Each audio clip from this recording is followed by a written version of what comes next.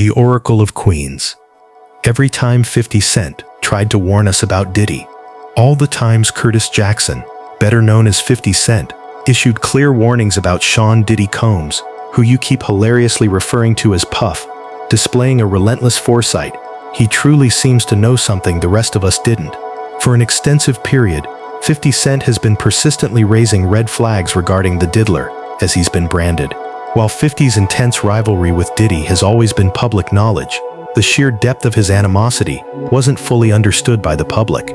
That changed drastically in November of 2023, when Diddy's former partner, the artist Cassie Ventura, came forward, exposing his alleged abusive conduct with a scandalous, high-profile lawsuit that instantly made global headlines.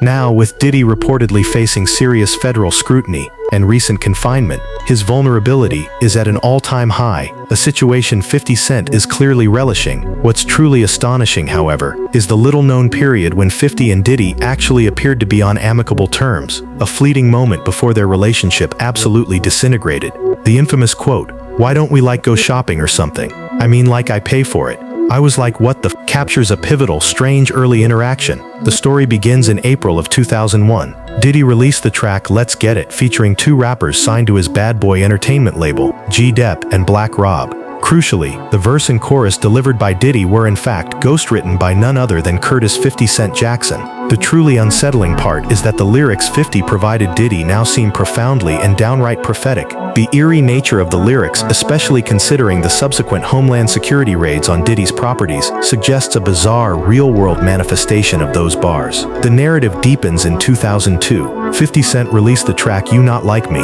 where he explicitly names Diddy, confirming his role as one of Puffy's ghostwriters, stating, "Like they heard I ghostwrite for P. Diddy." Later that same year, 50 Cent dropped the mixtape cut Realist, which featured a posthumous verse from the legendary Notorious B.I.G., an artist famously signed to Diddy's Bad Boy label before his untimely death. 50 Cent later revealed in an interview that this song was a pirate joint, boasting that his mixtape DJ Who Kid, had illicitly obtained the track from someone's desk. 50 Cent recorded his verse over the jacked audio, essentially premiering unreleased, unsanctioned Biggie material without any approval from Diddy. 50 also bragged in the same interview that Diddy was enraged, demanding to know how he got the song, only to eventually clear it for him, a clear case of money talks. Adding another layer of outrageousness, 50 directly insulted Diddy on this very track, making a thinly veiled reference to the lyrics he had written for him on Let's Get It. "I run in the city, and I don't dance around like Diddy."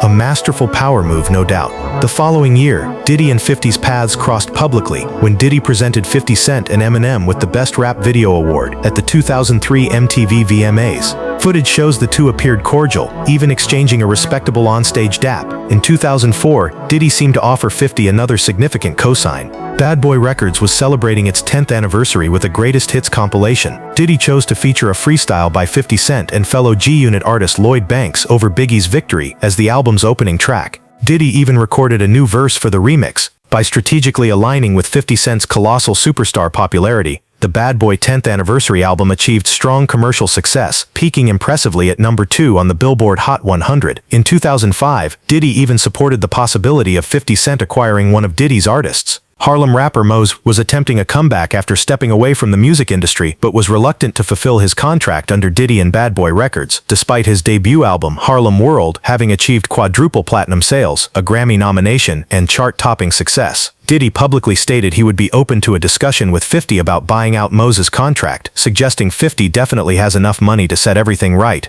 However, this statement subtly implied Diddy expected an unreasonably high price for the contract, which 50 later confirmed, stating Diddy's negotiating position was highly unreasonable. By September of 2006, the relationship took a seriously dark turn. 50 released a verse on the mixtape track Hip Hop, where he flat out alleged that Diddy was involved in Notorious B.I.G.'s murder. Yet, by September of 2007, Diddy appeared eager to move past the beef. Following Forbes magazine crowning Jay-Z, Diddy, and 50 Cent as the top-earning hip-hop cash kings, both Diddy and Jay-Z appeared on the official remix to 50 Cent's hit single, I Get Money. Given the well-documented tension each had with 50, and the fact that all three cash kings represented New York City, this collaboration was seen as a monumental moment in rap history, but that period of supposed peace and positivity was short-lived. 7 years later, the beef was reignited. In April of 2014, 50 Cent openly criticized Diddy's new single, Big Homie, which featured French Montana and Rick Ross. During an interview, 50 dismissively said, "You know Puff ain't got no music. You wanna hear that? Big Homie's garbage." Just 2 weeks later, 50 continued to slam the track and finally spoke openly about his unresolved issues with Diddy over the May contract buyout from 2. He recounted the negotiation. "Yeah, I was like, what you looking for that?" He said, $2 million. I'm like, May ain't worth $2 million with $2 million in his pocket. By August of 2015, 50 Cent and Diddy were exchanging shots again, but this time the battleground was vodka. Diddy was the high-profile face of Ciroc Vodka after signing a promotional deal in 2050, conversely, was promoting his own competing liquor brand, Effen Vodka. 50's preferred marketing strategy for Effen was to relentlessly mock Diddy and his Ciroc partnership, making pointed jabs about its nutritional content. Ciroc has over 17 calories in it. That's 2 Big Mac meals, 2 Big Macs, 2 large fries, 2 Big Cokes. Effen is sugar-free health options. This escalation prompted French Montana, signed to Diddy's Bad Boy Records, to post a video of himself dramatically dumping multiple bottles of Effen vodka in the trash. This action sent 50 Cent fully off the leash. He fired back, "Yo, I just seen a clip of French Montana throwing bottles of Effen in the dog. You know Puffy called him like, you dummy, you playing, you better do something." In 2016, 50 Cent responded to claims made in the documentary Murder Rap, which revisited Biggie's death. 50 Cent made a social media post levying further accusations about Diddy's sexuality. "Oh my god, sorry. I can no longer help you guys. Soon you will all be happy. You are all now left under leadership of Puffy Daddy. Report to the nearest Rainbow Den of Thieves in theaters, January." Ever the savvy entrepreneur, 50 Cent made sure to plug his new movie and its release date in the same post. Lethal Den of Thieves, January 19th. The very next month, 50 Cent went even further during an appearance on The Breakfast Club. 50 continued to imply rumors about Diddy's sexuality and reiterated the claim that Diddy once offered to take him shopping. "He told me to take me shopping. I looked at him like, what did you just say?" Diddy responded during his own Breakfast Club appearance that same month, dismissing any notion of beef between them. "I don't have no beef with, I don't know why, with Fif. He loves me." In November of 2018, 50 Cent briefly set aside the animosity to express genuine condolences after Diddy lost his longtime partner and the mother of his 3 children, Kim Porter, to pneumonia. 50 tweeted, "R.I.P. to Kim Porter. I send my condolences to her friends and family. She was loved and will be missed dearly. I know Puff is hit right now. He loved her for real, soulmate type. Chin up Puff.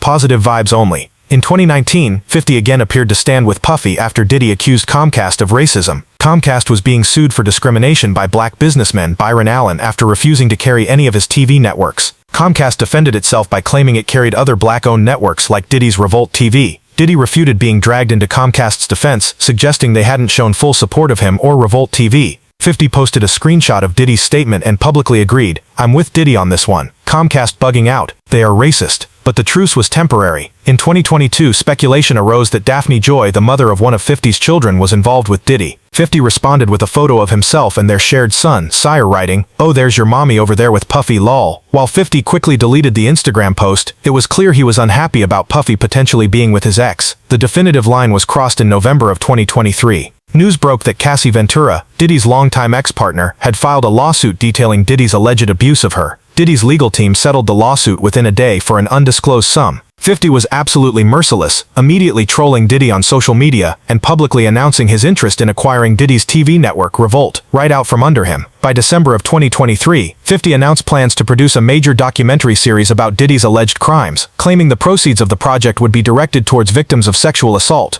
In March of 2024, 50 intensified his attack, comparing Diddy to Jeffrey Epstein and relentlessly mocking him following the raids on Diddy's Los Angeles and Miami homes. After news surfaced that federal agents had reportedly recovered tapes from Diddy's residences, 50 targeted Diddy's celebrity associates for their silence, writing, "They not saying nothing because they don't know he was recording everything. Lol, wait till I get the tapes." In May of 2024, Diddy's son, Christian King Combs, clearly felt compelled to defend his father. King Combs released the song Pick a Side, which attacked 50 Cent, rapping, "When all they had was 50 Cent, who put the city on the map." 50's response was characteristically unimpressed, posting on Instagram that he felt so threatened by the things Christian was saying on his record. "I'm afraid for my life. Please don't hurt me, guys." 50 may play too much, but it makes for great entertainment. That same month, CNN released explosive security footage showing Diddy assaulting Cassie in a hotel hallway. Diddy subsequently recorded a video apology, stating, "My behavior on that video is inexcusable. I take full responsibility for my actions in that video." But 50 was not about to let him off the hook easily. In an Instagram post that included the footage of the attack, 50 wrote, "Now I'm sure Puffy didn't do it. He's innocent. This proves nothing. That's what his lawyers are gonna say. God help us all.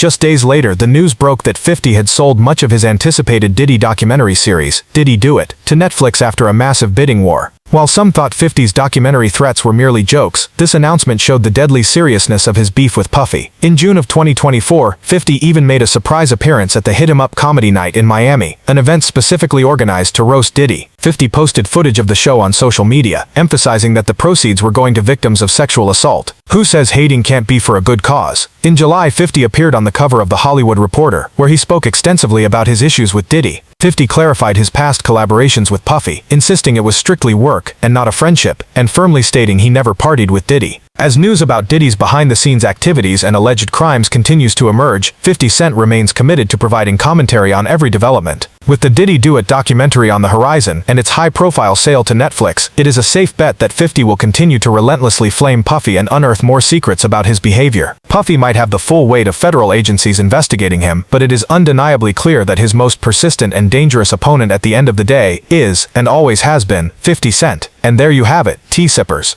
From ghostwriting prophetic bars back in 2001 to securing a massive Netflix deal for a documentary on the man he calls the Diddler, 50 Cent hasn't just been an opponent to Puff. He's been a chronicler of chaos and a full-on harbinger of what was to come. Whether you call it deep-seated hatred or unparalleled foresight, one thing is certain: when 50 Cent rings the alarm, you better start listening. The feds might be on Diddy's case, but 50 Cent is the one who bought the camera crew and the popcorn. Puff may have thought he was an untouchable legend, but he forgot the cardinal rule of the streets and the boardroom. When you cross the man from G-Unit, he not only comes for your neck, he comes for your entire narrative. It's the ultimate hip-hop revenge story, and we are just watching the final act unfold. Drop a comment below. Was 50 Cent always right, or is this just next-level trolling? Don't forget to like, subscribe, and hit that notification bell, because the tea on this story is still piping hot. Honkai.